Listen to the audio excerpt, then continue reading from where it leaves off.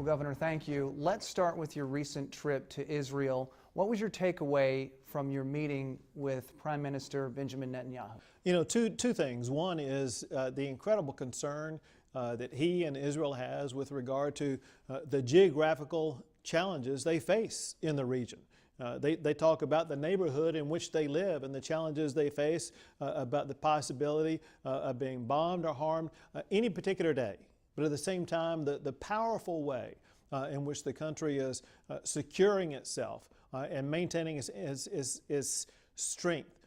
I was so impressed with the level of economic enterprise that was going on in the country, which is really the second thing that we talked about, and that is ways in which Texas and Israel can do such a much more better job of expanding our economic ties, finding ways in which we can join together with the Israel-based companies where they can grow and where Texas can grow. Right before then, you called for a convention of states to amend the Constitution to reduce the power of the federal government. Are you not concerned that that could hamstring a future Republican president? The founders of this country, and I believe the people of the country today, all agree that this country is not intended to have a monarch, a king, a single ruler who dictates the way the laws of this nation are supposed to work. That's exactly what we've had the current president do, but frankly, it's nothing that began with Barack Obama. It began most profoundly with FDR, with a complete rewriting of what presidential authority is, so that now we have a president through over time where it's accepted that presidential fiat is okay. That undermines what the founders intended in this country.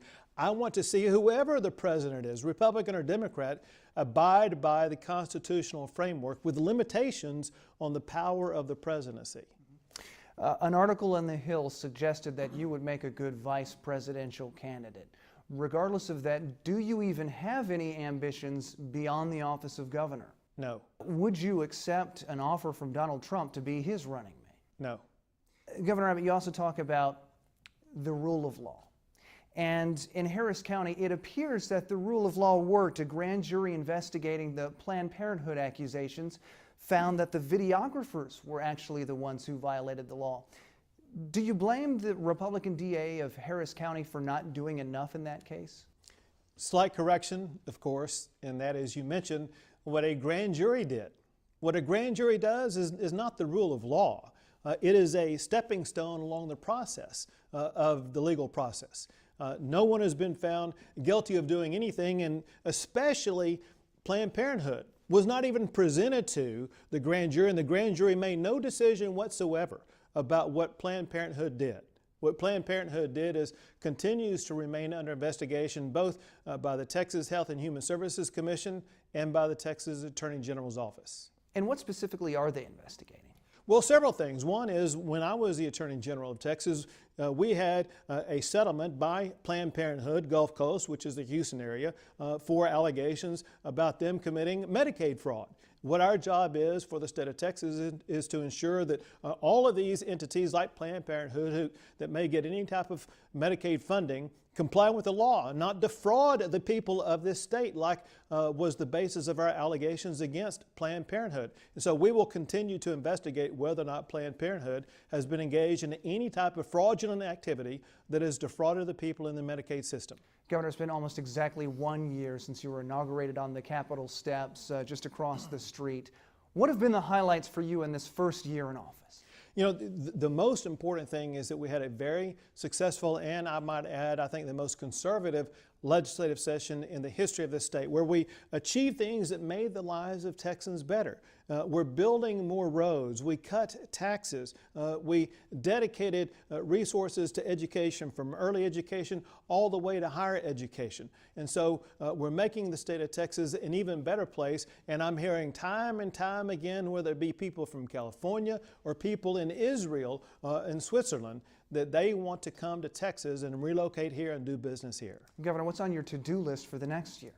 Well, there's a lot to do. You know, one is we need to ensure that the one priority I had this last session passes next session, and that is genuine ethics reform. It's reprehensible that the members of the legislature try to water down ethics reform and violate their compact with their fellow citizens, their voters who put them in office. I think it is shameful for these legislators not to pass ethics reform. They are cheating their own voters. I demand that they pass ethics reforms this next time. Second, it's clear it's time that we pass a law in the state of Texas that prevents sanctuary cities. We cannot tolerate this ongoing illegal immigration that threatens the people and their lives here in the United States of America. And we cannot tolerate this refugee system where we've seen now, just a couple of weeks ago, a refugee from Iraq threaten and attempt to blow up the Galleria in Houston, Texas. And so we will be focused on ways in which we are going to secure the people of this state and return the state to the rule of law. Any lessons learned in your first year in office? I think the most profound thing that I have observed during this past year is the typical Texas resilience. We, of course, have faced a dramatic turn in our economic profile, with oil getting cut in half and the price of oil getting cut in half again. And yet, despite that fact, Texas still added more than 170,000 jobs this past year. So it shows both the level of innovation and resilience the people of this state have. Are you concerned about where oil is going right now in terms of the price of a barrel and what that means for the state budget? Would I be happy if oil were priced higher? Of course I would be. But here's what we've learned by diversifying our economy. And that is, if you compare it to a dinner plate, oil is like gravy on top of the food that we have on our dinner plate. The meat and potatoes of our state now is not oil and gas. It is innovation. It is ingenuity. It is the diversified economy that we have, whether it be the largest medical center in the entire world in Houston, Texas, whether it be the technology that we see growing and flourishing here in Austin, Texas. We're the second largest Apple campus in the world.